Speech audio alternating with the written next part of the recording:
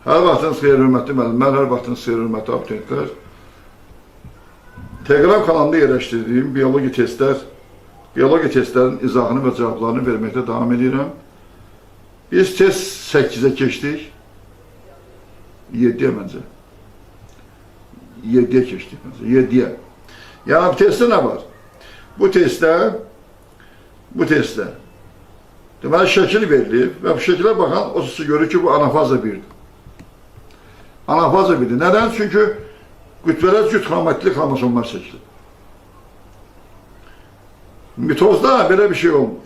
Meyozun anafaza 1'ində yalnız qütbələrə cüt xromatli xromosomlar çəkilir. Nədən mitozda bu proses olmur? Nədən mitozun anafazında qütbədə yalnız tək xromatli xromosomlar çəkilir? Meyozda isə anafaza 1'də qütbələrə cüt, anafaza 2'də qütbələrə tək xromatli xromosomlar çəkilir. Çünki abituriyent bilməlidir ki, meyozun yetişatında profaza 1'də mitozdan fərqli olaraq, mitozun profazasından fərqli olaraq konjugasiya olur. Orada 2 xromosomlar spirallaşır. Nəticədə metafaz lövhəsində 2 xromosom və 4 xromatli xromosomlar yerləşir və bunun da məntiqi davamı olaraq qütbələrə anafaza 1'də cüt xromatli xromosomlar çəkilir.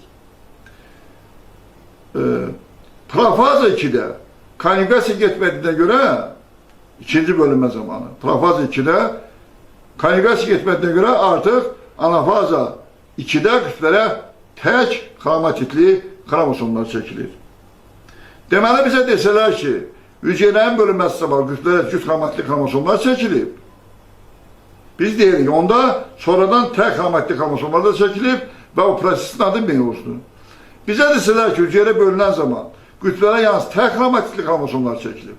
Bu o deməkdir ki, bu anlama gəlir ki, bu bölünən somatik hüceyrədir.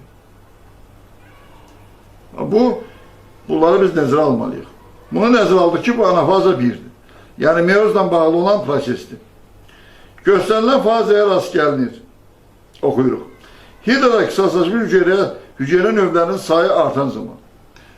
Bundan öncəki testdə mən izah eləmişdim. Hidrada ixtisaslaşmış hüceyrələrin sayı yaz, yay və payızın qeyri-əlverişli şəraitinə qədər 5 qrup 6 növ olur.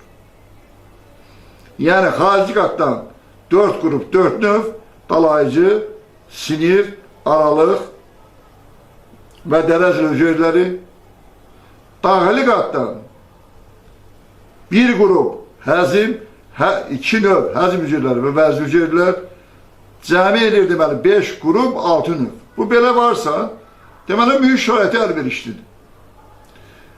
Və ixtisaslaşmış hüceyrələrin sayı artır, ektodermadan əmələ gələn cinsiyyət hüceyrələri hesabına.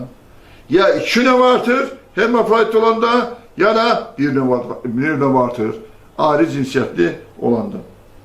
Deməli, hidrada ixtisaslaşmış hüceyrə növlərin sayı artan zaman, yəni cinsiyyət hüceyrələri əmələ gələn zaman və bəyan dedim, qütbələrə cüt xromatli xromosom çəkilirsə, deməli meyoz gelir. Deməli, bu bir tamamilə düzdür. Xlorella hüceyrəsinin bölünməsi zamanı yox. Nədən?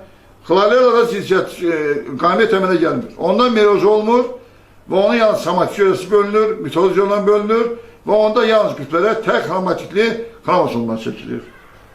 3. Uloşsiz zigotunun bölünməsi zamanı. Bu incə, incədir bu. Məlumdur ki, uloşsiz zigotu mitoz yox, meyoz yolundan bölünür. Meyoz yolundan bölünür, zigotu. Və bu zaman 4 qamsız spor əmələ gəlir və bu 4 qamsız sporun hər biri bir olçu hesabına başlanmış verir. Deməli, bunun zigotu meyoz yolundan bölündüyünə görə burada da anafaza 1'də qütbələrə cüt xromatli xromosomların çəkilməsinə rast gəlinəcək. Deməli, var bizdə 1, var 3'ümüz. Qıcının cinsiyyət hüceyrələrinin bölünməsi zamanı.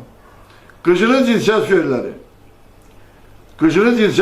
onlar cinsiyyət hüceyrələrə gələn zaman, bilirsiniz ki, ümumiyyətlə bitkilərdə cinsiyyət hüceyrəsi bilavasitə mitoz bölünmə zamanı əmələ gəlir və onun cinsiyyət hüceyrəsi xromosom dəstə haploid olduğuna görə o bölünən zaman qütbələrə yalnız tək xromatitli deməli xromosomlar çəkilir.